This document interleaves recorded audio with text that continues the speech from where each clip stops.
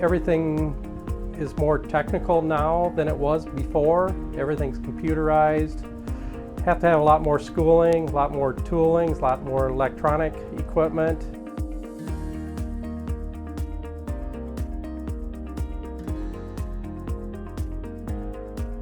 Majority of my customers are pretty loyal to the business. A lot of them have been with me ever since I started, and then their kids kind of come up with it. So a lot of my customers I almost kind of feel like family because they've been with me so long. So I know about their life, their family, their kids. They kind of grew up with me with the business.